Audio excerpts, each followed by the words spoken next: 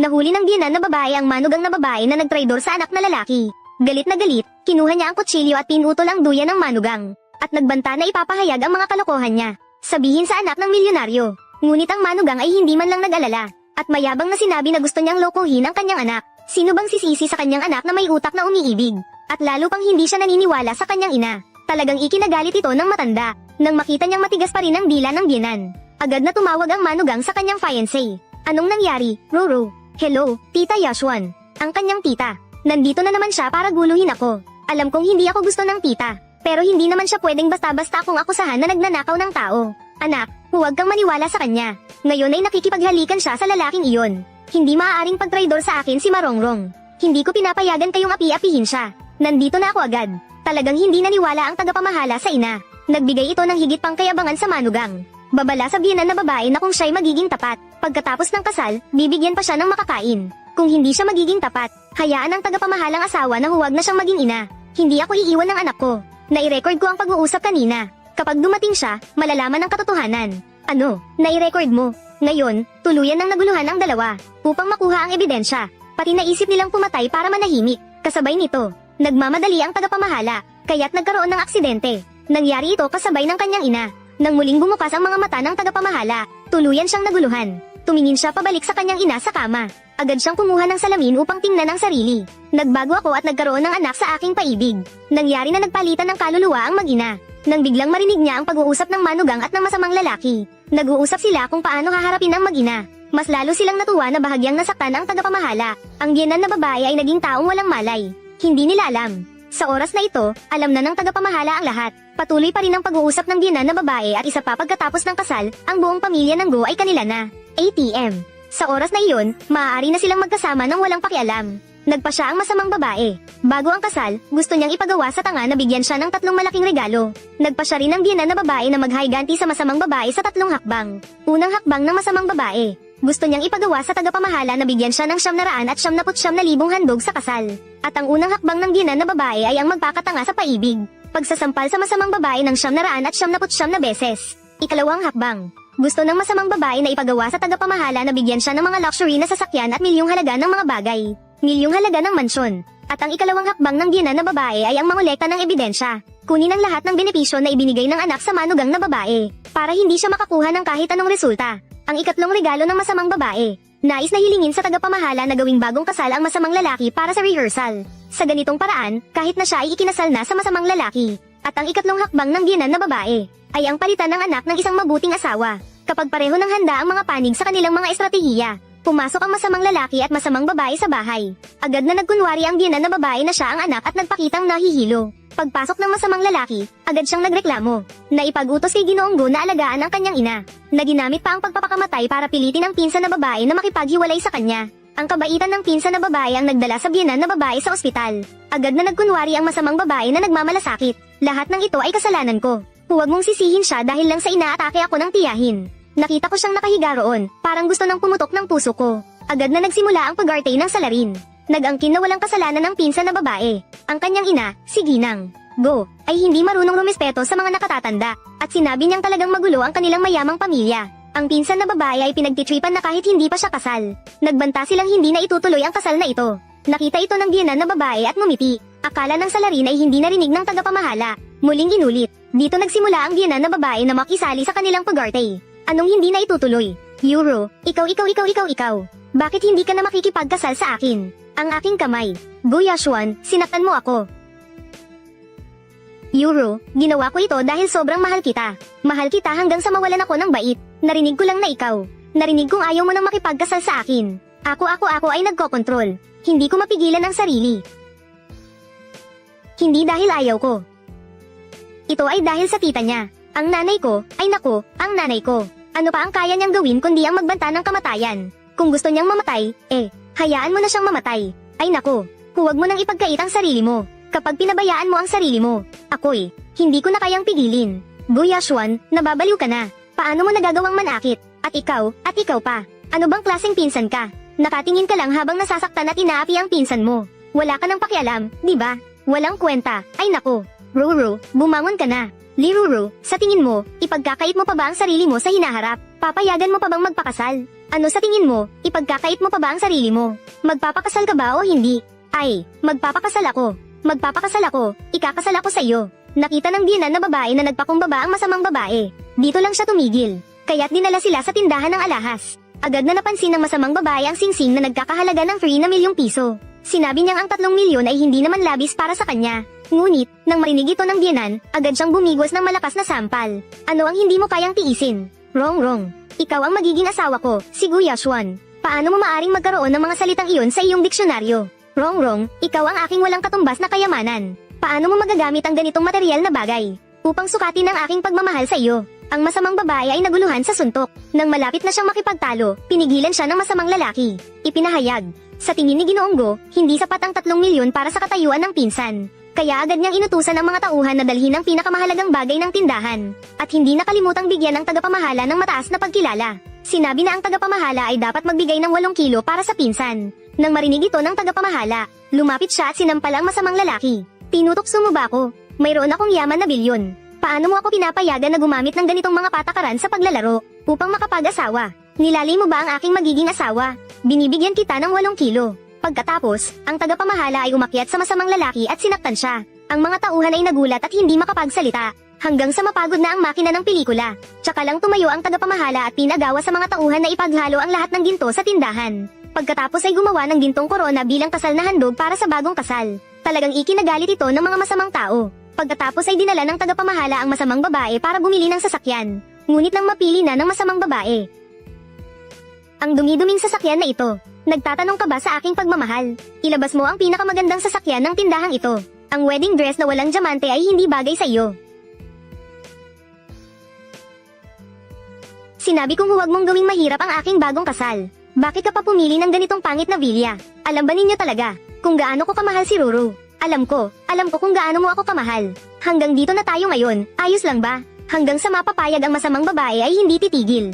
Nakikita na bukas na ang kasal. Nagmungkahi ang masamang babae na ang pinsan ang papalit sa fiancé para sa rehearsal. Matapos marinig, mahinahon na nagbabala ang tagapamahala sa masamang babae. Hindi kayang tiisin ang kaunting dumi ng kanyang asawa kaya't ipaalala sa kanya na huwag makialam sa ibang lalaki kung hindi, ang kasal bukas ay magiging kanyang libing. Nang lumabas ang salitang ito, ang masamang babae ay natakot at ang kanyang mga balahibo ay tumayo. At pagkatapos umalis ng tagapamahala, sinabi niya sa kanyang katulong na ilagay ang lahat ng mga bagay na binili kamakailan, na ipagpaliban ang mga proseso hanggang sa kasal. Gusto niyang ibagsak ang masamang lalaki at masamang babae mula sa langit patungong impyerno. Sa mga sandaling iyon, dumating ang tagahanga ng tagapamahala. Pinipigilan ng sakit sa puso upang dumalo sa kasal ng tagapamahala. Ngunit sinabi ng tagapamahala na hindi siya mag-aasawa sa kanyang fiancé. Ang batang babae ay labis na natuwa nang marinig ito. At agad na ipinahayag ang kanyang paibig sa tagapamahala. Ito ay nagdulot ng labis na pagkahiya kay Ginang Go, na isa ring babae. Kaya pinayagan ng batang babae na dumating sa araw ng kasal. Gusto niyang maging manugang ang batang babae. At sa wakas, dumating na ang araw ng kasal. Ang masamang lalaki ay agad na tumakbo sa unahan at tinulungan ang masamang babae na bumaba sa sasakyan. Kaya't ang tagapamahala ay umakyat at binigyan ng masamang babae ng isang sampal. Hindi mo ba siya sinamahan pababa mula sa sasakyan ng kasal? May puwang pa ba ako sa mga mata mo? Ang lahat ay nagulat ng labis. Para bang sinasabi nilang ang araw ay sumisikat sa kanluran. Ang mga nagmamalabis ay dapat bumangon. Agad na sinabihan ng tagapamahala ang masamang babae na hindi siya marunong magpahalaga sa sarili. At binigyan siya ng ilang sampal. At pinabalik siya sa sasakyan upang muling lumabas. Dahil sa pagbaba niya mula sa sasakyan, patunay na ang kanyang asawa ay hindi marangal. Akala ng masamang babae na ang tagapamahala ay para bigyan siya ng dangal. Iniisip na kapag bumaba siya muli ay makakakuha pa siya ng pera. Kaya pagkatapos umakyat sa sasakyan, humingi siya ng 80,000 na kasal na handog. 80,000? Anong sinasabi mo? Naghihirap pa ba sa sarili mo? Humingi muli ng 800,000. 800,000. Sinasabi mo ba sa lahat na ikaw ay ganito kababa ang halaga? Humingi muli ang masamang babae at walang magawa kundi itaas ito sa 8 milyon. Sa pagkakataong ito, sinabi ng tagapamahala, iniisip lang niya na humingi ng pera para sa sarili. Hindi ba dapat ang kasal na handog ay dapat mula sa buong pagmamahal? Pinaalalahanan ng masamang babae kung paano siya naging napakababaw. Sinusukat ang kanyang pagmamahal sa pamamagitan ng pera. Ang masamang babae ay agad na humiling sa tagapamahala na manumpa sa harap ng lahat. Pagkatapos ng kasal, lahat ng bagay ay ibibigay sa kanya ng walang kapalit. Nakita ng lahat at sinabi na masyadong mataas ang mga hinihingi ng bagong kasal. Tiyak na hindi papayag ang tagapamahala. Ngunit ang tagapamahala ay agad na nanumpa. Basta't ikakasal ngayong araw, lahat ng ari-arian ay ibibigay sa asawa. Hindi alam ng lahat na ang bagong kasal ngayon ay hindi ang masamang babae. Ngunit nang ang masamang babae ay handang bumaba ng sasakyan, siya ay pinigilan muli ng tagapamahala. Sinabi na ang kanyang mga paa ay hindi na marangal kapag nakatapak sa lupa. Pagkatapos ay pinabayaan niyang tanggalin ang sapatos ng bagong kasal. Paano kung matatapos ang seremonya kung wala na akong sapatos? Hindi ba't may isang bagong kasal na nagpa-practice? Hayaan mo siyang buhatin ka para matapos ang buong seremonya. Ang masamang lalaki at masamang babae ay labis na natuwa sa narinig. Ngunit muling pinaalalahanan ng tagapamahala ang masamang lalaki. Bago matapos ang seremonya ng kasal, hindi dapat madapuan ng kahit kaunting alikabok ang bagong kasal. Kung hindi, hindi lamang siya hindi mag-aasawa sa kanya, kundi pati ang lahat ng pananagutan ng salarin. Sigurado ka bang kaya mo? Siyempre, kaya ng kapatid kong si Howran. At saka, hindi ako gaanong mabigat, 80 pounds lang ako. Wala akong problema, siyempre, kung papayagan kong mahulog siya, maghuhubad ako sa buong lugar. Sa resulta, agad na inutusan ng tagapamahala ang kanyang katulong na ipaalam sa tagapagayos. Palawigin ang oras ng kasal ng 3 beses. Sa lugar ng kasal, walang humpay ang pagsasalita ng tagapamahala. Umabot ng 2 oras ang kanyang pagsasalita. Ang salarin ay talagang pagod na pagod na. Nang panahong iyon, pinayagan na ng tagapamahala ang tagapagayos na pumasok. Akala ng salarin ay matatapos na ito. Sa susunod na segundo, inaanyayahan natin si Jigo na magsalita tungkol sa kanyang alamat na kwento ng paibig kay Ginang. Yuro. Nang lumabas ang salitang ito, ang salarin ay tuluyang naguluhan. Pinagsabihan siya ng salarin na magtiis pa. Sa resulta, muling walang humpay ang pagsasalita ng tagapamahala ng 4 na oras. Ang salarin ay talagang hindi na makatiis. Maging ang 2 binti ay nagsimulang manginig. Kaya't nakiusap siya sa tagapamahala kung maaari bang bilisan ang seremonya. Hindi ba mahilig kang yamakap? Yamakap ka pa ng kaunti. Hindi ba 80 pounds lang siya? Parang mapuputol na ang kamay ko. Bilisan mong ipahinto siya sa pagsasalita. Gu Yashuan, bilisan mo. Susunod na hakbang. Bakit nagmamadali? Susunod ay ang paghahatid ng kasal na handog sa bagong kasal. Ayaw mo ba? Gusto ko. Gusto ko. Gusto ko. Nang marinig ang kasal na handog, ang pagtraidor na lalaki ay talagang nagbigay ng lahat. Pinayuhan siya ng tagapamahala na dapat ay mahigpit ang yakap. Kung mahulog siya, wala na siyang makukuha. Pagkatapos, dinala na ang lahat ng kasal na handog. Ang unang bagay ay ginto na nagkakahalaga ng 9.99 milyon. Agad na kumislap ang mga mata ng pagtraidor na babae. Ngunit binalaan siya ng pagtraidor na lalaki na huwag gumalaw. Hindi na siya makapagpigil. Pagkatapos ay mga mamahaling sasakyan at bilyong dolyar na vilya. Hindi na alintana ng pagtraidor na babae ang pagtraidor na lalaki. Sabik na siyang tumalon. Pagkatapos ay ang ikatlong bagay. Gintong korona na nilikha mula sa lahat ng ginto ng tindahan. Sa sandaling inangat ang korona, ang masamang lalaki ay hindi na nakatayo at lumuhad sa lupa. Direkta niyang itinapon ang masamang babae sa lupa. Kayo, paano ninyo nagawang ilagay ang aking bagong kasal sa lupa at nadumihan siya? Dapat kayong mamatay.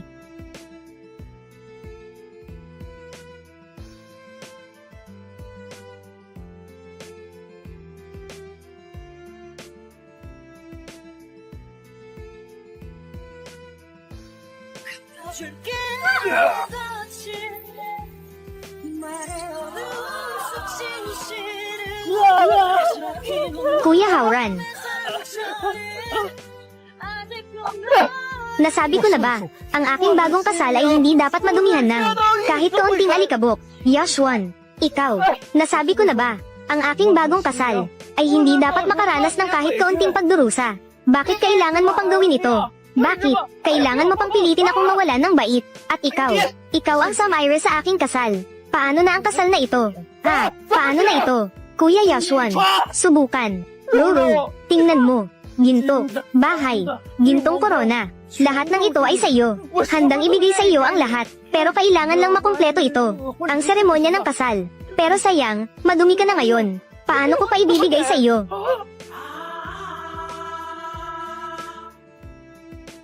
Si Lin Howran ay sinisisi ka. Kanina ay pinahawak ko sa iyo ang mas mahigpit na yakap. Alam mo ba kung gaano kahalaga ang kasal na ito para sa akin? Sinisisi mo ako, samantalang ikaw mismo ay nagbigay ng maling timbang. Anong 80 kilo? Mukha kang 180 kilo. Paano ko kayang yakapin ka? Maliwanag na kasalanan mo ito. Maliwanag na ikaw ang may kasalanan. Ikaw, sisi mo, HMPH. Talagang maganda ang palabas na ito. Ruru, hindi. Yung mukha ng cute na bata, may problema. Hindi ba? Talagang may natuklasan siya.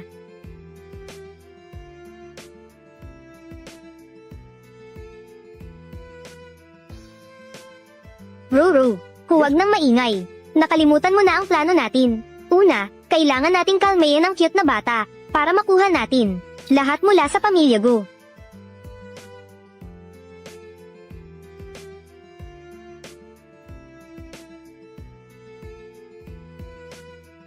Jin Chuan, Yashuan, ako ang may kasalanan.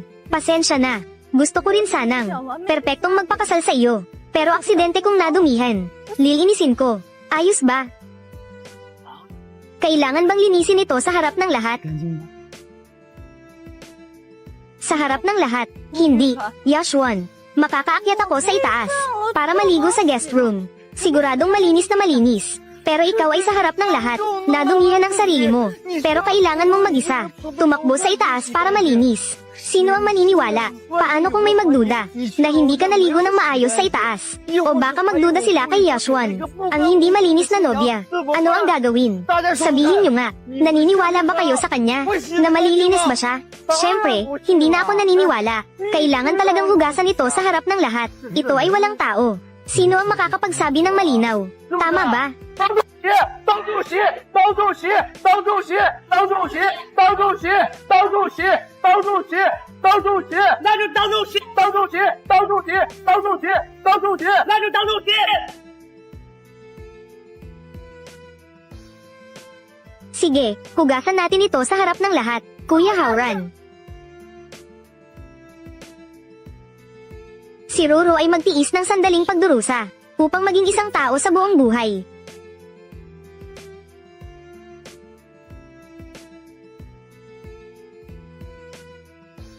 Sige, hugasan ko ito sa harap ng lahat. Okay lang ba na hugasan ko ito sa harap ng lahat? Sige, Tara, may tao. Dalhin niyo sa akin ang 10 balde ng tubig.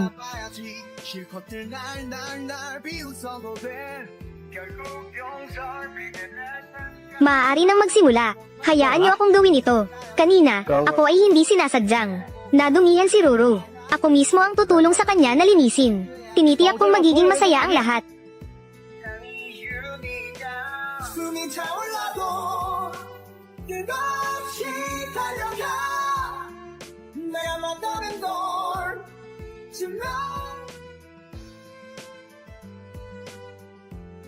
Nakita na ng lahat, di ba? Alikabok at malas. Lahat ay nalinis na. Buisit. 放屁！ Isang balde ng tubig lang ang gusto mong gamitin para linisin. Sino ang pinapaniwalaan mo? Ang kailangan ko ay tulong. Mula sa loob hanggang sa labas, malinis na malinis.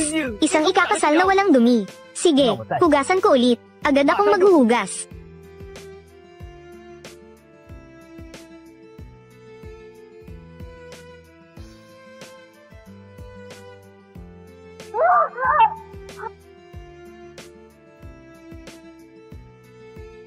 Ngayon, sapat na bang malinis ito?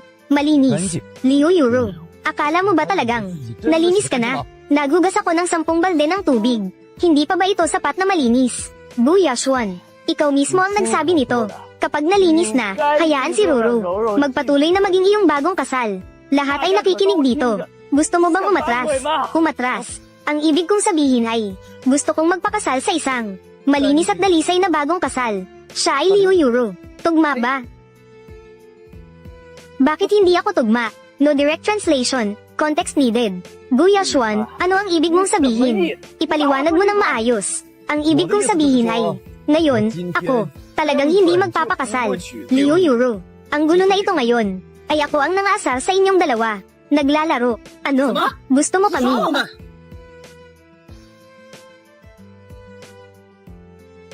Ano? Gusto mo kami? Ano ang nangyayari?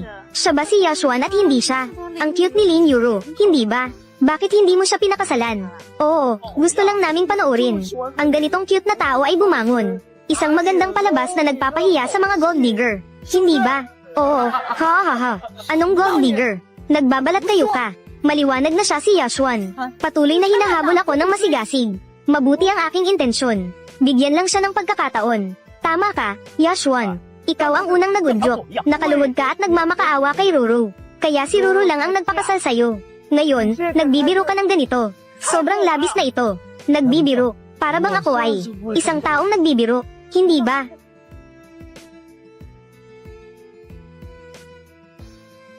Bu Yashwan, ikaw. Alam ko, mahal mo ako ng labis na para bang nababaliw ka. Kaya ang palabas na ito ngayon, ay para makita ang aking taos-pusong damdamin. Tama ba?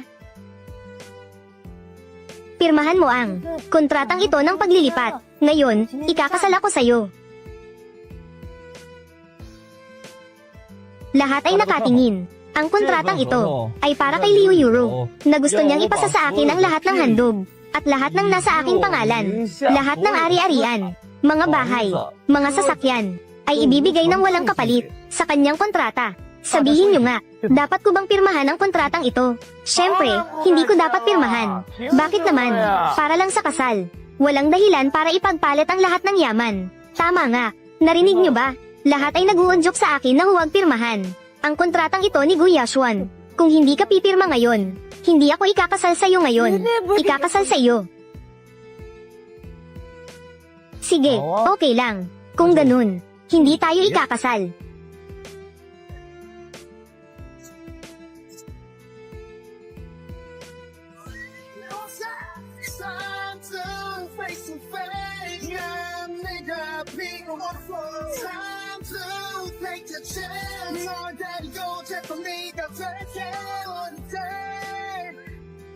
Sige, kung ganun, hindi tayo ikakasal. Hindi tayo ikakasal.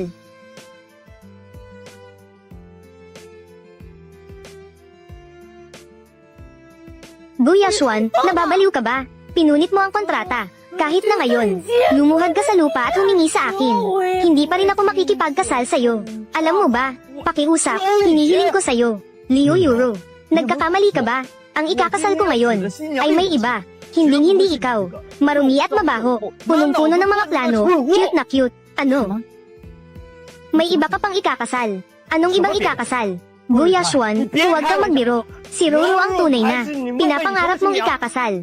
Alam ko na. Naiinggit ka lang. Ako at Kuya Hauran. Magre-rehearse muna kami, di ba? Nababaliw ka lang. Kaya pala naiinggit ka. Sabi ko na nga ba, naiinggit ka. Si Roro, cute na cute sa loob ng 3 taon. Kahit anong gawin, hindi ko siya maalis. Paano mangyayari iyon? Na hindi ikakasal kay Roro? Sinasabi ko sa inyong dalawa, huwag kayong mag-isip na kayo lang. Ang tunay kong ikakasal, nasa daan na siya. Ginawa mo ito para sa akin. Pati ang tunay na ina ay kaya mong talikuran. Hindi dahil ayaw ko. Hindi dahil ayaw ko. Kundi dahil sa tiyahin niya. Ang nanay ko ay nagmamasid. Ang nanay ko, bukod sa pamimilit, ano pa ang kaya niyang gawin? Anong pinapakita mong pagkukunwari? Ipinapayo ko sa'yo na lumuhad ka ngayon. Humingi ka ng tawad kay Roro. Mag-print ka ulit ng isa. Pirmahan ang kontrata ng walang bayad. Maaari kong isaalang-alang ang iyong tapat na saloobin. Tulungan kitang humingi ng tawad para patuloy na makasal si Roro sa'yo. Tama. Ako si Liu Yuro. Sa mundong ito, ang pinakamagandang ikakasal. Kung mawawalan ka sa akin, magiging pagsisisi mo ito habang buhay. Ito ay talagang malaking biro. Liu Yuro, sasabihin ko sa'yo ang totoo. Ang tunay kong ikakasal, mas dalisay kaysa sa'yo. Mas malinis kaysa sa'yo. 10,000 beses na mas mabuti kaysa sa'yo.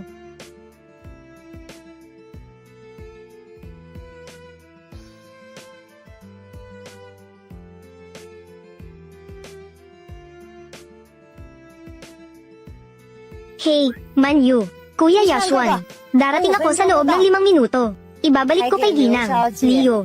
Naghanda ako ng isang malaking regalo. Kuya Yashuan, darating ako sa loob ng 5 minuto. Ibabalik ko kay Ginang, Leo.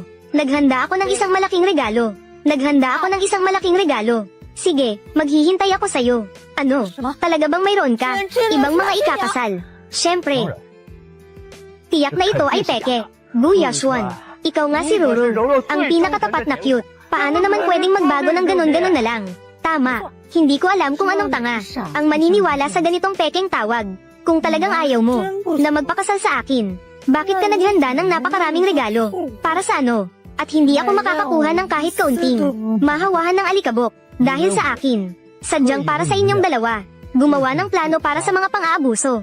Unang hakbang ay magsimula ng kabaliwan para sa paibig.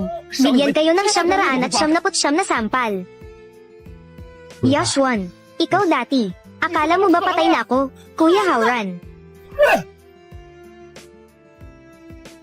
Ginagawa mo ito ng sadya.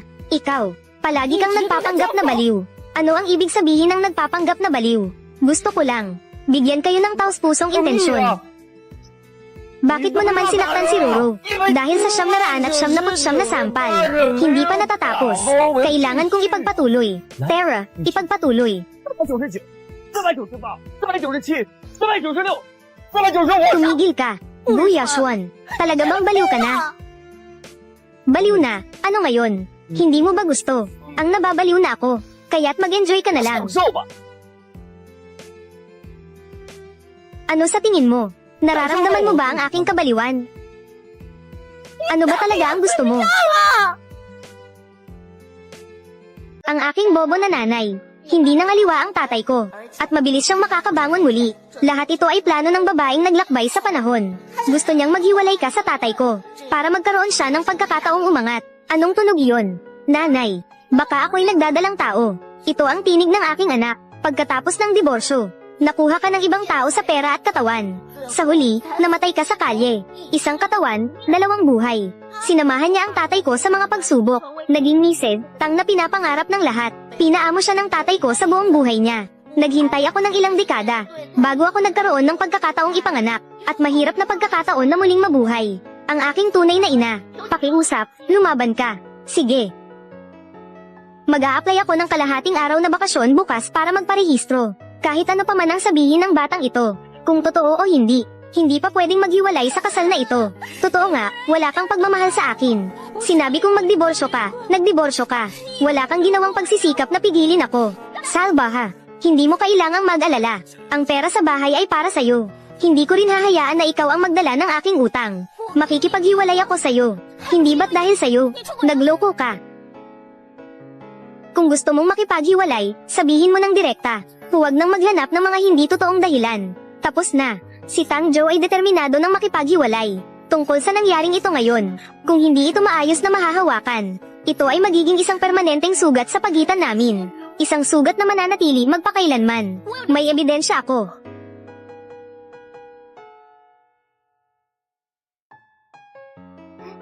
Bakit nawala ang video? Nasaan ang video? Hindi kita niloloko. Totoong natanggap ko. Ang video mo kasama ang iba na nag-aalaga sa sarili. Kahit hindi mo ito paniwalaan. Hindi ako makikipaghiwalay sa'yo. Gusto mong makipaghiwalay. Dapat ay maghintay ka muna na makabangon. Bibigyan kita ng bahagi ng mana bago makipaghiwalay. Bahala ka. Basta't gusto mong makipaghiwalay. Handang makipagtulungan ako anumang oras. Sabi nga, ang masakit na salita ay nakakasakit. Siguradong nasaktan ng sobra ang tatay ko ng nanay ko. Sira na. Pero ang tatay ko ay tapat at may malasakit. Basta't ang nanay ko ay matigas ang mukha. Hindi siya alis. Sa ugali ng tatay ko, hindi ko pipilitin ang diborsyo.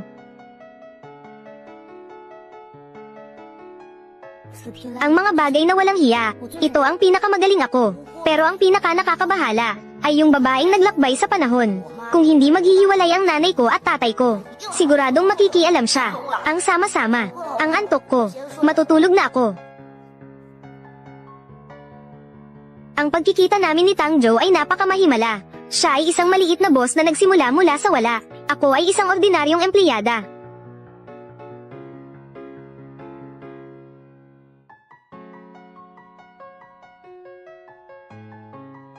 Ang tanawin na ito, dapat bang makita ito ng isang buntis? Hindi, hindi. May isa pa akong nasa tiyan. Huwag mag-isip ng kung ano-ano. Pwede bang mag-noodles tayo ngayong gabi? Oo, ako na ang magluluto. Talagang nagmamalasakit pa rin siya. Kakausap ko lang tungkol sa diborsyo. Kailangan kong sabihin sa kanya na buntis ako.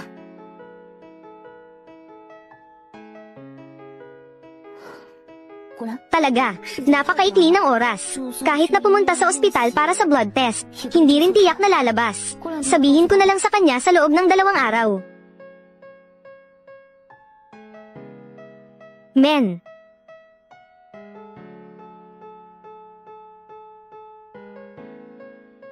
Naghanda na ang noodles.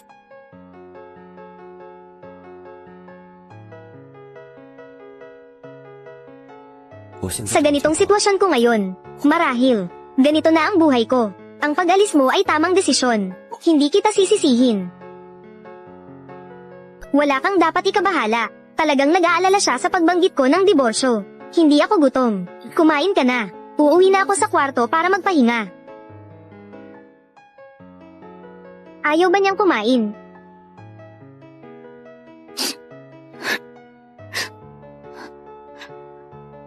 Umalis na siya. Talagang ayaw na niya sa akin.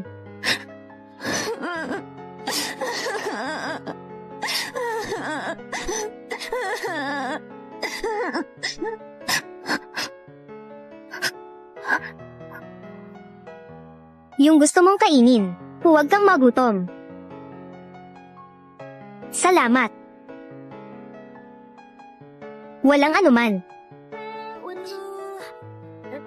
Tingnan mo, talagang ganito siya kalayo sa akin.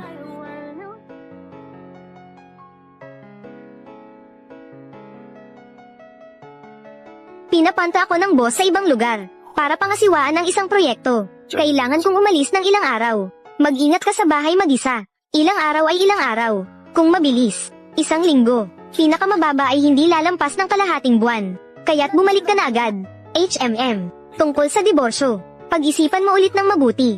Ano man ang desisyon na gagawin mo. Tinatanggap ko lahat. Hindi kita sisisihin. Ang mga sinabi ko ay dahil sa galit. Hindi ko alintana kung naniniwala ka o hindi. Sige, alagaan mo ang sarili mo. Kung may kailangan, mag-message ka sa akin. HMM.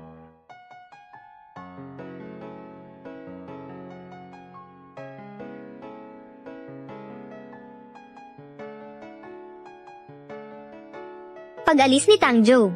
Araw-araw akong hindi mapakali. Sa panahong iyon, narinig ko ang saloobin ng anak ko. Muli itong lumitaw ng 2 beses. Sinubukan kong makipag-usap sa kanya. Hindi ko akalain na siya ay talagang. Naririnig mo ba ang boses ko? Baby, sabi mo, ang babaeng ito na nakapaglakbay sa panahon. Sino kaya siya talaga? Ay, hindi ko rin alam. Sa nakaraang buhay, namatay ako ng masyadong maaga. Kaunti lang ang alam ko, tungkol sa mga bagay pagkatapos ng iyong kamatayan. Lahat ng iyon ay narinig ko sa oras ng aking muling pagsilang. Narinig ko mula sa iba. Ay, hindi natin alam kung nasaan ang kaaway. Sino kaya talaga ang babaeng ito na nakapaglakbay sa panahon? Kumain ka na ba? Si Tangjo ay araw-araw nagpapadala ng ilang mensahe sa akin, upang tiyakin kung ako ay ligtas. Kahit na wala tayong sweet na usapan. Pero iniisip niya ako, masaya na ako roon. Kumain na, kumain na. Kailangan mo rin kumain sa tamang oras sa labas. HMM. Alagaan mo ang sarili mo. Isara ang pinto kapag nag-iisa ka sa bahay. Magbukas ng isang silid. Tara na. Shen Jiaoyi, ito ang dahilan kung bakit gusto mong makipaghiwalay sa akin. Kung ganun, ayos na maghiwalay ng maayos.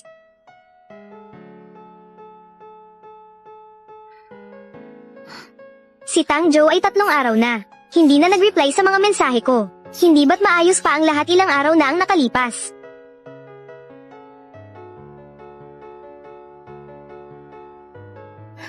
Hey, kailan ka babalik? Mayroon akong sasabihin sa iyo.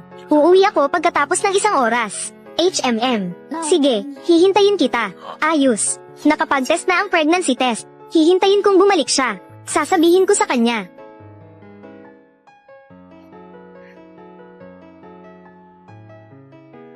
Bakit ang pangit ng mukha niya? Hindi ba maganda ang takbo ng trabaho? Nandito ka na. Maghiwalay tayo sa Lunes. Kakabigay lang ng 30,000 na bonus. At mayroon pang ipon sa bahay. Hindi ba't nagkasundo na tayong hindi maghiwalay? Bakit bigla kang nagbago ng isip? Anong ibig mong sabihin? Alam ko ang mga panahong ito. Nagsakripisyo ka kasama ko. Nakaranas ng hindi makatarungang pagtrato. Pero ito lang ang kaya kong ibigay. Kung magkakaroon ng pagkakataon sa hinaharap, babalikan kita. Babalikan kita. Ay, Diyos ko, sa wakas ay bumagsak na. Talagang nagdesisyon na siya. Gusto na niyang makipaghiwalay. Nanay. Wala iyon, wala iyon. Ikaw ang nagbigay buhay sa akin. Hihintayin kong yumaman siya. Hihingin ko sa kanya ang suporta. Marami ang kailangan. Tayong mag-ina. Pareho tayong makikinabang. Wala pang lalaki na nag-aalaga sa iyo. Mas malaya at masaya. Mukhang may katwiran. Kung ganun, hindi dapat masyadong matinding desisyon. Kalahati lang ng pera ang kailangan ko. Huwag mo nang iwanan sa akin. Kaya kung kumita para sa sarili ko, ikaw na lang ang mag-iwan. Lilipat ako. Bahala ka.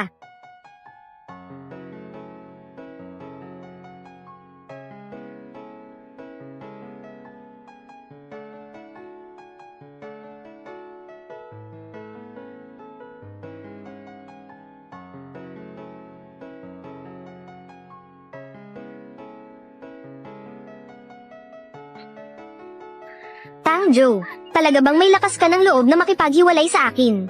Buisit.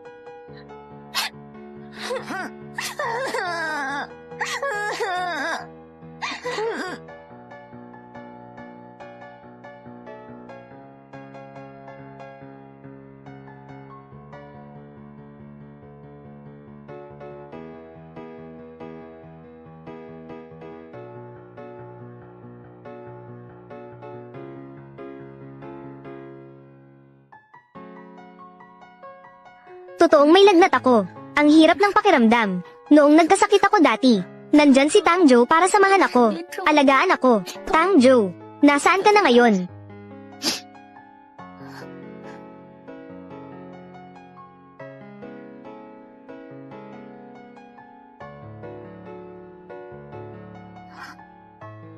Tang Jo, bumalik ka na, okay lang ba? Hello, natutulog si Tang Jo.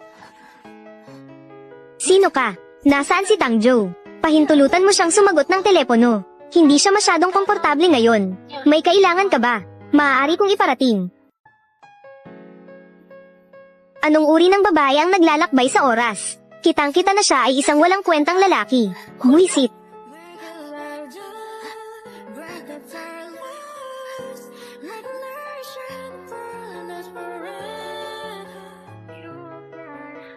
HMPH. Talagang isang magulong babae.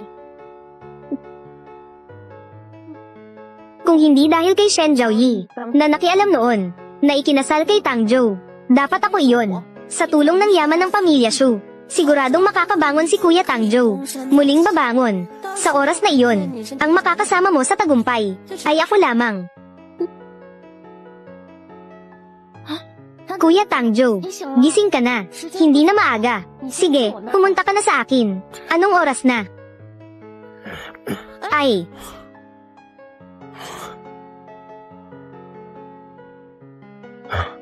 Wala akong balita mula kay Zhaoyi. May lagnat ako, masakit. Parang nagkalas-kalas ang katawan ko. May lagnat siya. Kuya Tang Jo.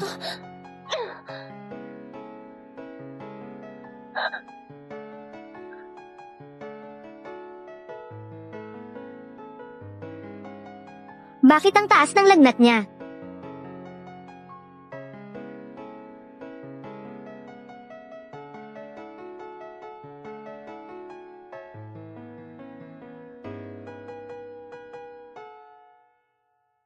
Huwag kang umalis. Ayaw kong umalis ka. Nananatili ka ba sa akin? Oh, iba.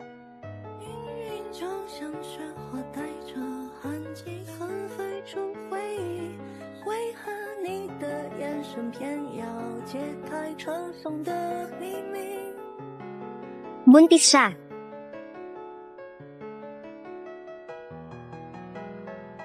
Nanay, mabilis, ilabas mo ang recording. Ay. Sige nang, Shen ay talagang tuwid, narito ako, may mga screenshot ng kanilang pag-uusap. At mayroon ding impormasyon tungkol sa pagtanggap ng bayad ng kabilang panig. Impormasyon ng account. Basta't sige nang, Shen, kapag dumating na ang pera, ang mga impormasyong ito ay sa iyo na. Ngayon, ikaw pa rin ay matigas ang ulo. Ito bang data ay gusto kong ibenta sa iyo? Ikaw ay talagang nag-record ng lihim. Pinaplano mo ako. Kakaamin mo lang. Anong masama kung may recording? Sino ang nakakaalam tungkol sa recording na ito? Baka ikaw ang nag-edit nito. Sino ang makakapagpatunay? Baka ikaw si Shen Zhaoyi. Pinaikot mo ako. Makakapagpatunay ako. Ginoong Wang, bakit ka nandito? Wala ako dito. Paano ko makikita ang palabas na ito? Isang magandang palabas ng magnanakaw na sumisigaw. Ang aming teknikal na departamento ay nakapag-track na. Sa huli, sa internet na nag-leak ng proyekto, ang IP address ng binagong data. Sa huli ay nakilala, ay isang device na nakapangalan sa iyo. Shu Rini, talagang ikaw nga. Shu Rini, talagang magaling kang magplano. Ikaw ang nagdirekta at nag-arte sa magandang palabas na ito. Imposible. Noong una kong ipinadala, hindi ko ginamit ang aking IP address. Paano niyo ako mahuhuli? Imposible. Kayo, ang galing. Siya ang nagbunyag. Inamin mo, kayo. Kayo pa talagang nagplano para lokohin ako. Nanay, bilis. Isumbong mo siya. Siya ay lumabag na sa batas. Tatawag tayo ng pulis. Shu Zini, kahit na hindi ko alam, paano nyo ilagay ang peking chat records? sa cellphone ni Ginoong Zhang. Pero ang mga kilos nyo, ay bumubuo na ng paninirang puri, kahit na pangkalakal na paninirang puri, pagsalakay sa personal na privacy. Ito ay isang krimen. Ay nako, wala akong kinalaman dito. Lahat ito ay dahil sa babaeng ito. Pinapanta niya ako dito. Para Sir si Ginang, Shen. Binigyan niya ako ng pera, para magpanggap dito. Paano nila nakuha ang chat records na iyon? Ilagay sa cellphone. Hindi ko rin alam. Ako ay isang tao na kumikita sa trabaho. Ang ebidensya ay matibay. Shu Zini, ano pa ang gusto mong mangyari? Lahat ng ito, ay gawa ng inyo, na ginawa ninyo para sa akin. Shu Zini, hanggang ngayon, hindi mo pa rin naiintindihan. Mula simula hanggang wakas, naniwala ako na, tanging ang aking asawang si Zhao Yi.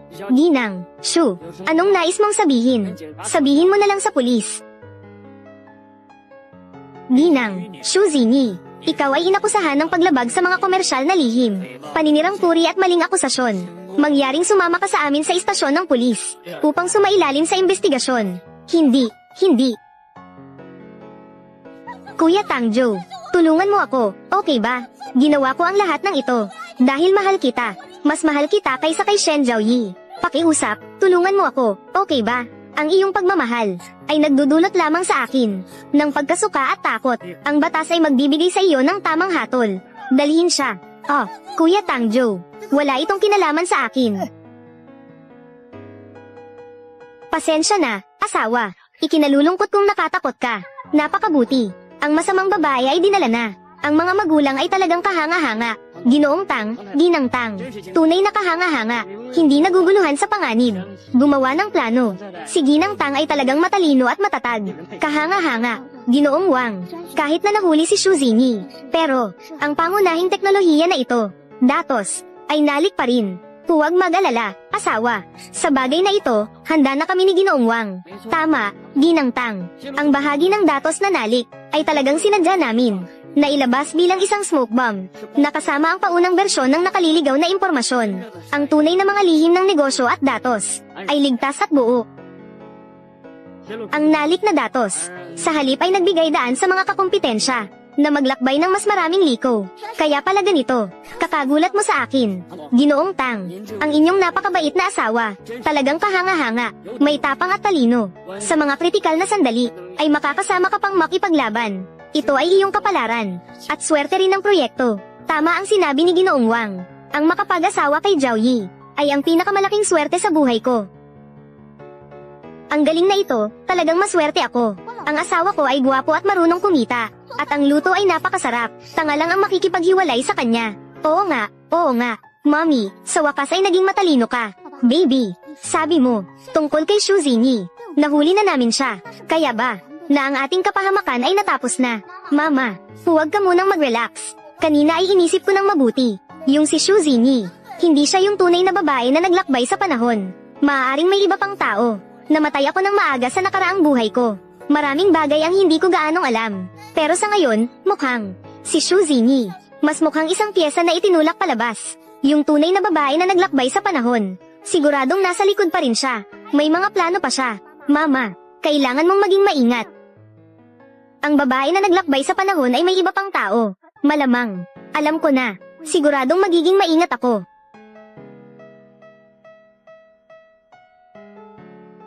Magandang babae, nandito ako para tumulong. Mama, siya nga. Siya ang nanloko sa iyo ng pera at paibig, na nagdulot sa atin, ng masamang tao na namatay sa kalye. Sige, naiintindihan ko. Salamat. Hindi mabigat, kaya ko nang dalhin ito mag-isa. Sige na nga. Oh, nakatira rin ako sa unit na ito. Kakagabi lang ako lumipat dito. Totoong may narinig akong ingay mula sa tabi kahapon. Hindi ko akalain na siya pala ang lumipat. Oh.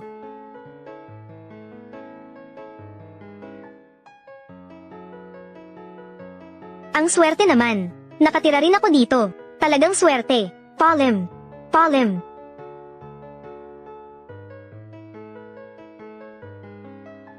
Kahit na 7,000. Walang personal na karanasan. Lahat mula sa nakaraang buhay.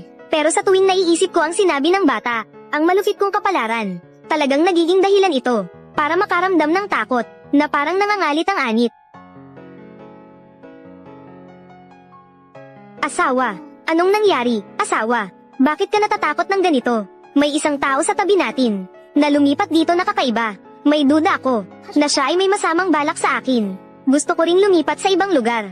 Pero, dahil siya ay may masamang intensyon sa atin, kung gayon, makikita niya, ang lugar na tinitirhan natin ngayon, siguradong mahahanap din, ang susunod na lugar na titirhan natin. Tama ka, walang saysay ang lumipat. Ganito, HMM, manatili muna tayo dito. Maghahanap ako ng tao para alamin, tungkol sa pagkatao ng lalaking ito. Pero kung ganito ang gagawin natin, baka magkalat tayo. Huwag mag-alala, magiging maingat ako. Sa mga nakaraang araw, subukan mong huwag lumabas. Kung lalabas ka, pumunta ka sa mga mataong lugar. Sige. Pasensya na, mahal. Ako ang hindi nakapagprotekta sa'yo. Hindi kita sinisisi. Talagang ang kasalanan ay ng nakakapanginit ng ulo na babae, na talagang gustong agawin ang may asawa. Ano man ang mangyari, tiyak na aalamin ko ang katotohanan sa likod nito. Protektahan ang lahat ng mayroon ako ngayon.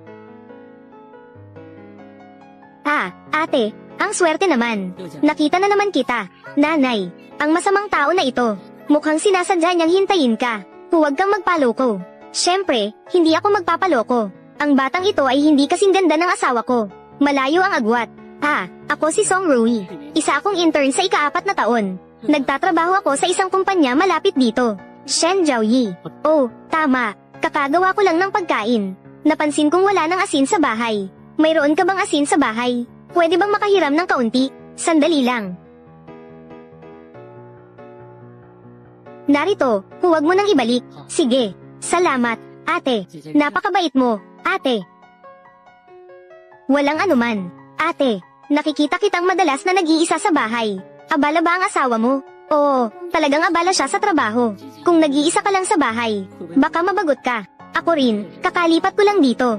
Hindi ko pa kabisado ang lugar. Maaari akong madalas na bumisita para makipag-chat sa'yo. Hindi na kailangan. Darating na ang asawa ko. Ate, huwag kang maging ganito kamalamig. Magkakapit bahay lang tayo. Magtulungan tayo para makipag-usap lang. Sabi nga ng kasabihan, ang pagkikita ay tadhana. Hindi na. Ginoong Song, mag-ingat ka. Ang bahay mo ay mukhang napakamaaliwalas. Hindi mo ba ako papasukin para umupo? Hindi ka welcome sa bahay namin. Ate, gusto ko lang sanang makipag-chat sa'yo, para makilala lang bilang kaibigan. Anong klaseng kaibigan ang gusto mong makilala sa asawa ko? Nakita mo ba? Ang tatay nyo ay nakikinig lang sa akin. Mabuti pang huwag kayong magkalat ng salita. Kung hindi, kapag nakalabas na kayo, patuloy kong kayong ilalagay sa bodega. Wala nang duda. Jiang Yayu, ano ba ang ginawa mo sa kanila? Tatay, tulungan mo ako. Siya ang may gawa nito. Ano? Wala nang duda, nagsisinungaling sila. Jiang Yayu. Ikaw, masamang babae.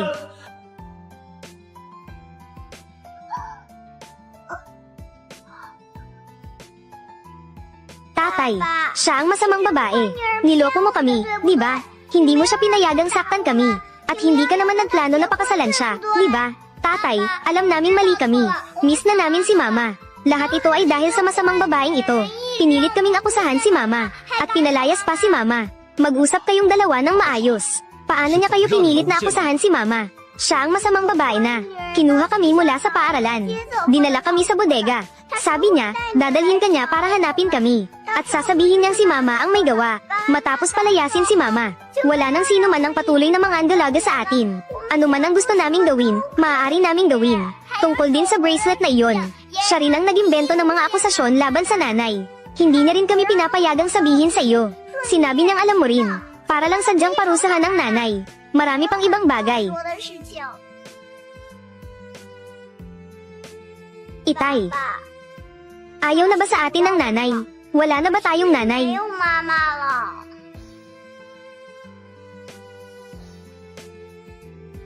Jiang Yayu, bago si Xu Xiangwen, nakaranas ng napakaraming pagdurusa, pati na ang pag-alis sa bahay. Lahat ito ay dahil sa iyo. Ikaw, masamang babae. Talagang sobrang mali ko. Jiang Yayu, lumampas ka na sa hangganan. Lahat ay dahil kay Xu Xiangwen. Lahat ay dahil kay Xu Xiangwen. Siya ang nagutos sa kanila na sabihin ito. Gusto lang niyang paalisin ako. Naiinggit siya na nandyan ako sa tabi mo. Hindi mo alam. Siya ang pinakamahilig magpanggap. Siya ang pinakamaasim. Sobrang galit na galit siya sa akin. Kaya gusto niyang paghiwalayin ang mga bata. Para paghiwalayin tayo. Tawagin ang mga tao mula sa seguridad. Hindi. Maliwanag na. Hindi mo ako pwedeng hulihin. Nakalimutan mo ba? Mula pagkabata, ako ang paborito mo. Ngayon, nandito na ako. Dapat kang maging masaya. Tama ba? Kaya ano mang gawin ko, mapapatawad mo ako. Di ba? Sinasadya mo rin siyang kamuhian. Hindi ba? Ginagawa mo ba ito para maghiganti sa akin? Kaya ka nakipag-ugnayan sa kanya, di ba? Ngayon, nandito na ako. Handang-handa na akong magpakasal sa iyo. Pakiusap, pakawalan mo na ako, okay? Sino ang nagsabi na gusto kong magpakasal sa iyo? Hindi ba't ako ang paborito mo? Noon yun. Ngayon, isa na lang ang nasa puso ko, at hindi ikaw yun. Alam ko na ang mga bagay ay magiging ganito. Mas lalo akong hindi mananatili sa tabi ko. Huwag. Maliwanag na maliwanag. Nagkamali ako. Ako ang nagkamali sa pag-unawa sa iyong ibig sabihin. Kaya't ganon ang ginawa ko sa kanya. Ngayon, alam ko na. Pupunta ako sa kanya. Bumalik ka na. Okay. Hindi na kailangan. Bakit hindi kailangan? Ayaw niyang makita ka. Ipapasok namin siya sa bilangguan. Mga paratang. Bata. Ayaw ko. Maliwanag. Alam na. Mahal mo ako noong una. Bakit ka bumalik? Kasama mo siya. Hindi ito patas para sa akin. Alam na. Nahuli ang masamang babae. Pero wala na tayong nanay.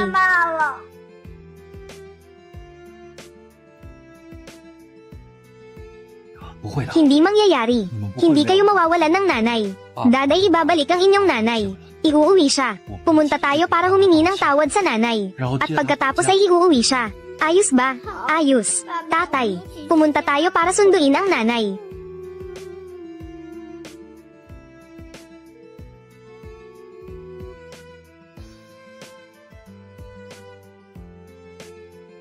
Tay.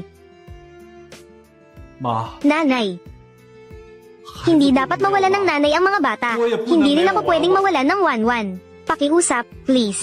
Pakiusap. Nasaan ba siya? Hindi namin sasabihin sa iyo. Wala nang halaga ang iyong pagsisisi. Wala siyang pakialam. Pero, huwag nang magsalita. Akala mo ba sa mundong ito, may mga ganitong madaling bagay? Basta't nagsisisi ka, kailangan tayong patawarin ng ating anak na babae. Ano bang iniisip mo? Ang pagkakamali ay hindi maibabalik, lalo na ang mga bagay na ginawa mo. Dalhin mo ang dalawang batang ito. Hindi kayo welcome dito. Tay. Nanay.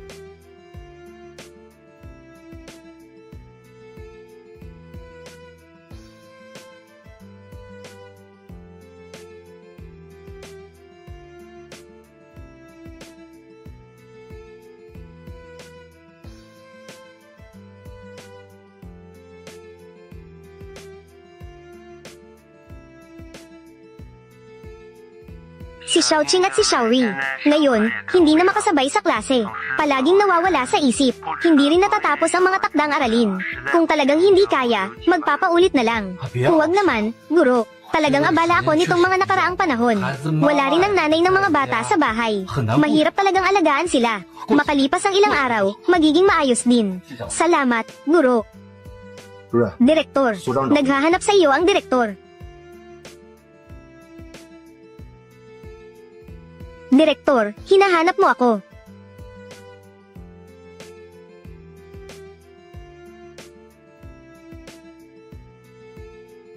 Umupo ka.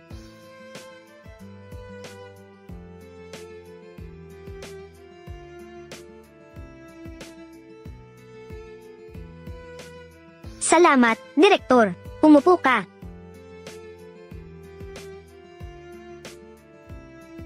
Direktor Joe, ilang beses na ito ngayong buwan. Nagkamali na naman. Bakit parang wala sa isip? Pasensya na, Direktor. Sa totoo lang, ako. Wala pa bang bumabalik ang mga kapatid? Sige na, sige na. Ang proyektong ito ay masyadong masikip. Tingnan mo ang estado mo. Bumalik ka na muna at magpahinga. Hintayin mong matapos ang mga bagay sa bahay. Saka ka na bumalik. Direktor, nangako ako. Hindi ko maaapektuhan ang takbo ng proyekto. Tara na. Tubig. Hulaan ninyo ang monghe na ito. 何必用三遮住面容，更擦肩两人各看不清，就不必再重逢时日，走走停停。 Itinuro na ba sa iyo ang salitang ito? Paano isusulat? Anong iniisip? Isulat mo na. Hindi ba't sinabi ko na sa'yo? Hawakan mong mabuti. Ulo ng damo. Gilid ng tao. Magdagdag ng 7 hindi mo ba alam? Isulat mo, isulat mo. Anong ginagawa mo? Ano bang hindi mo alam? Ano ang tinitingnan mo? Isulat mo ang iyo. Ano ang 5 beses 5? Mali na agad ang unang tanong. Ayaw ko na kay tatay. Mas masungit si tatay kaysa kay nanay. Tingnan mo kung tama ang isinulat mo. Itinuro ko lang sa'yo kahapon. Nakalimutan mo na ba? Bakit ka masungit? Pareho silang mga bata. Kailangan mong maging mapagpasensya. Makinig ka naman. Maayos na isulat ang takdang aralin.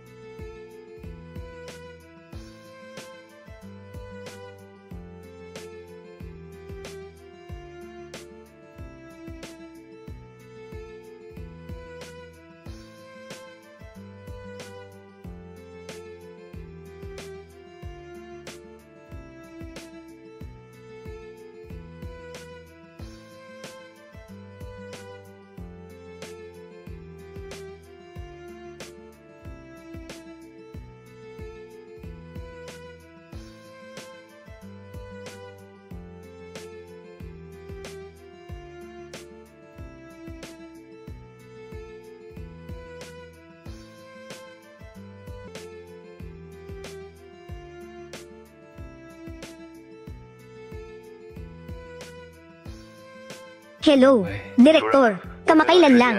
May kaibigan akong nakita siya sa istasyon ng tren. Pumunta siya sa Port City. Sige.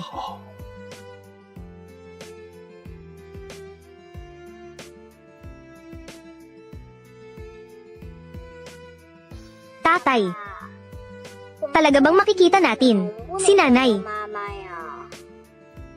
Pero ilang araw na. Ginoo, hindi ko sinasabi. Maghanap tayo ng tao. Ano na, kailangan din ng direksyon, di ba? Kasama kitang naghahanap ng 1 buwan na. Nasaan na ba ang tao? Wala akong direksyon. Alam ko lang na nandito siya. Huminto ka, huminto ka. Ano nangyari? Nahanap na.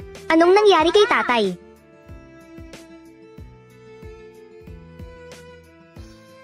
Wan. Nanay, Xiaoqing at Xiaori. Nakita nyo na, di ba? Nakita ko, si nanay iyon. Para kay nanay. Nandito lang siya. Wan. Alam kong nandito ka. Lumabas ka at makipagkita sa akin. Wan. Ginoong Joe, gusto kanyang makita. Natural lang nalalabas siya. Walang silbi ang masyadong pagsasalita. Tara na. Dito may multa, di ba?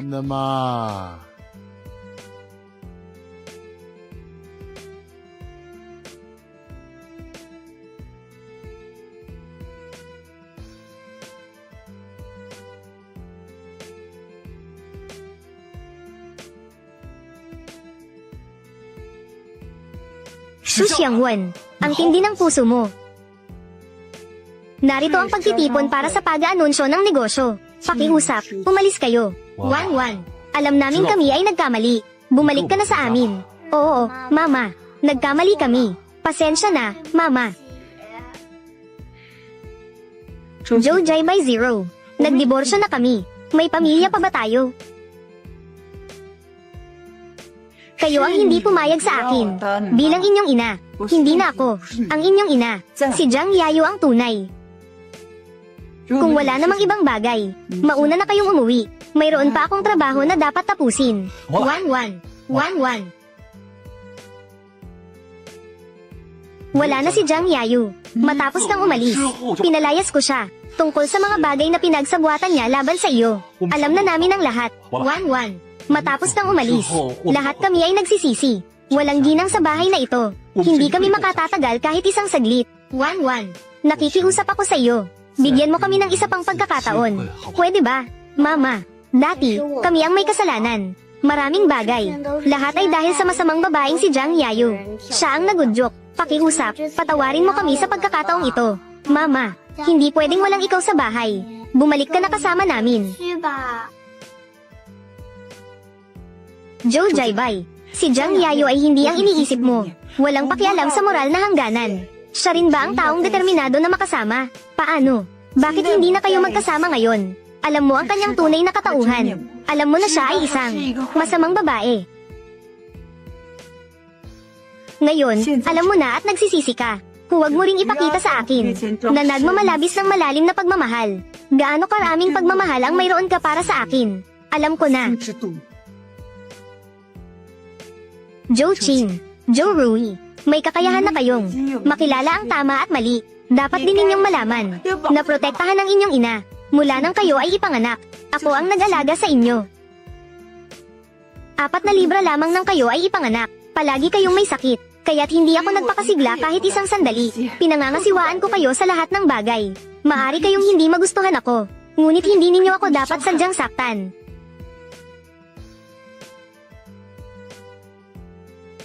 Hindi ko kayo mapapatawad, at hindi ko na kayo tatanggapin. Sa oras ng diborsyo, ibinigay ko na kayo kay Joe Jaibay. Wala na tayong anumang relasyon. Huwag na kayong bumalik sa akin. 1-1. Sino siya? Isang tao na hindi mo kayang tapatan. 1-1. 1-1. 1-1. Alam ko na ikaw ngayon ay galit pa. Hintayin mong hamu pa ang iyong galit. Umuwi tayo at pag-usapan ito ng maayos. Ayos ba? 1-1. Itay. Hindi ko akalain. Ikaw pala ang ex-husband ni Shu. Pagdating ko sa Jinbei, narinig ko na ang tungkol sa iyo kay Shu at sa mga bagay na ginawa mo. Hindi nakakapagtaka na si Shu ay hindi kailanman nagbanggit tungkol sa inyo. Kayong mag-ama na gumawa ng ganyang mga bagay ay talagang walang hiya at patuloy mo pa siyang pinipilit. Maaari bang magkaroon ka ng pagkaalam sa sarili na gumawa ng ganyang mga bagay at umaasa pang mapatawad? Maraming nangyari sa amin dito na hindi mo alam. Wala kang kaalaman. Anong karapatan mong husgahan ako? Lumaki kami sa bakuran. Mula pagkabata, alam mo ba kung gaano siya ka-obsessed sa akin?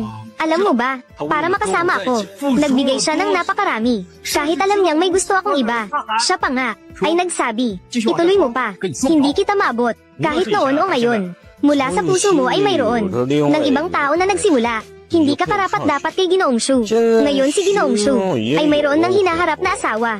Ang maaari mong gawin ay huwag siyang istorbohin. Ano ang sinasabi mo? Siya ay may hinaharap na asawa. Nakakagulat ba? Sino siya? Siya. Imposible. Si Ginoong Song ay mas malalim ang pagmamahal kaysa sa iyo. Maganda rin ang kalagayan ng pamilya. Ang kanyang pagkatao ay walang kapintasan. Sino ang pipiliin niya? Ay hindi kanya pipiliin. Siya mismo ang nagsabi sa iyo. Kailangan pa bang sabihin ito ng malinaw? Siya ay handang bumalik sa lugar na ito ng kalungkutan. Ito ay nagpapakita ng lahat. Siya ay nakapagpatawad na. Ikaw ay bahagi lamang ng kanyang nakaraan. Si Ginoong Song ang kanyang hinaharap. 1-1. Talaga bang kaya mong bitawan kami? Itay. Talaga bang ayaw na sa atin ng nanay? Itay. Hindi ba tayo patatawarin ng nanay? Hindi siya kailanman nagalit ng ganito. Siguradong ibabalik ni Itay si nanay sa kanyang tabi. Magpakatatag kayo. Walang sino man ang makakakuha ng inyong nanay. Ano man ang mangyari.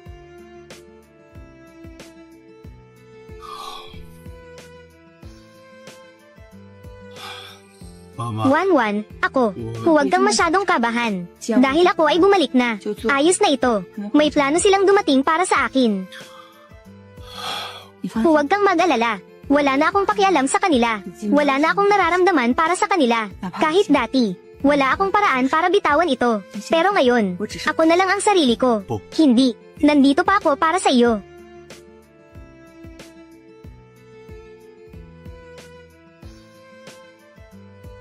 Hoy!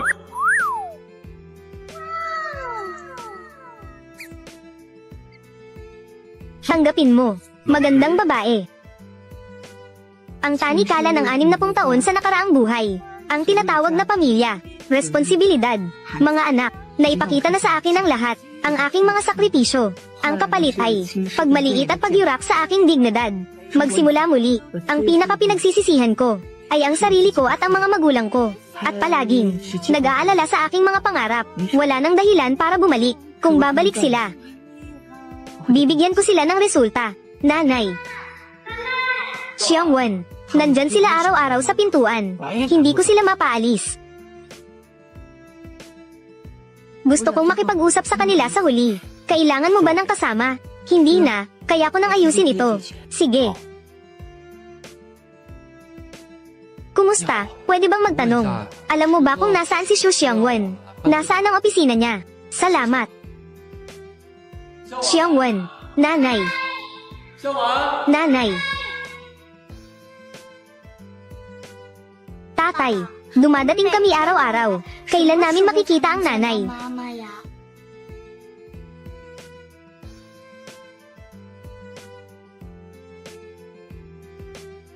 Mama, mama. Wanwan.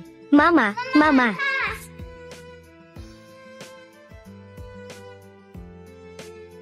Sige, pumunta tayo at pag-usapan ito. Wanwan, alam ko na. Hindi mo kami iiwan ng mga bata.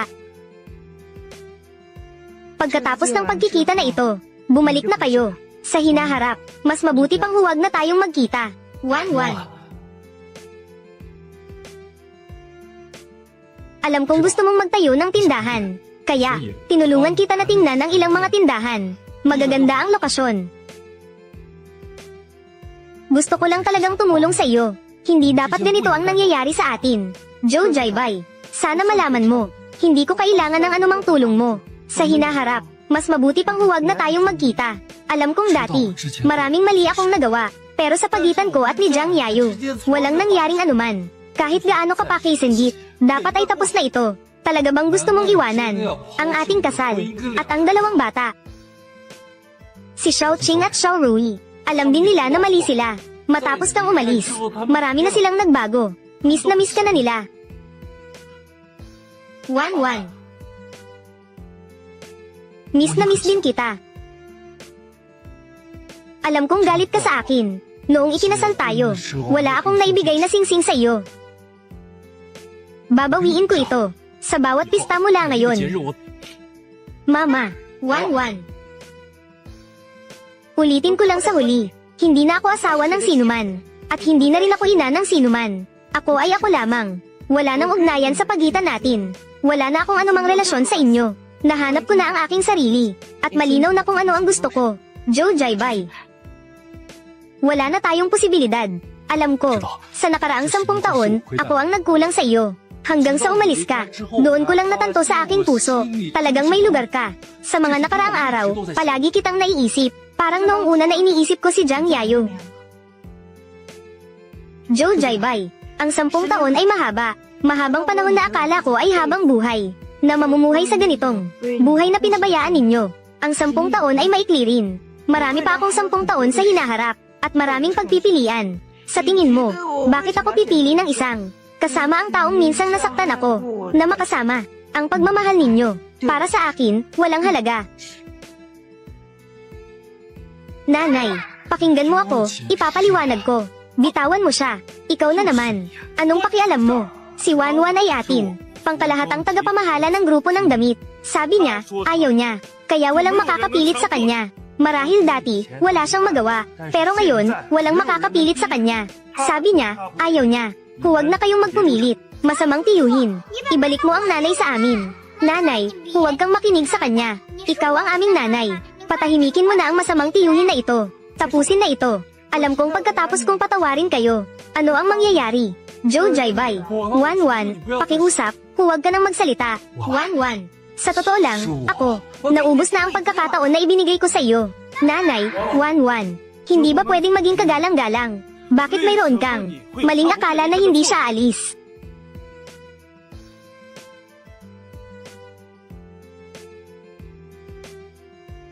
Nakita mo ba? Kailangan ko pa bang magsalita?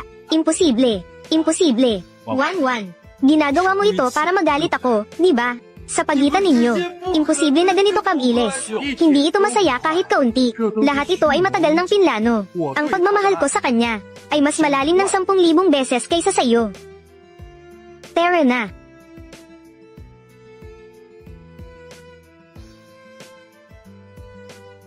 Itay.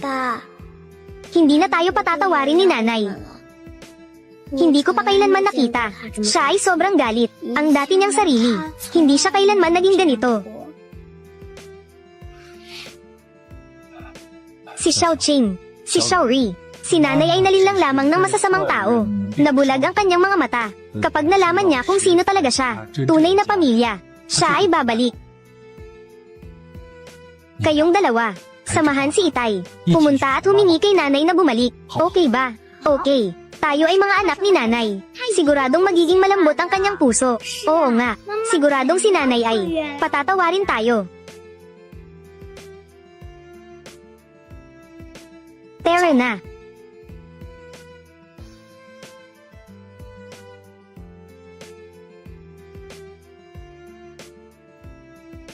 Ano bang nangyayari dito? Ito ay kay Joe Jaibay, na ipinabili at ipinadala. Marami siyang ipinadala nitong mga nakaraang araw.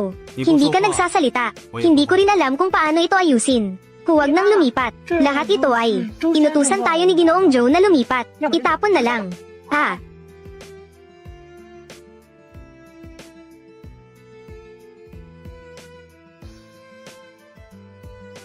Itay, ibinalik ni nanay ang iyong regalo bilang paghingi ng tawad. Lahat ay ibinalik na. Ayaw na niya ng kahit ano.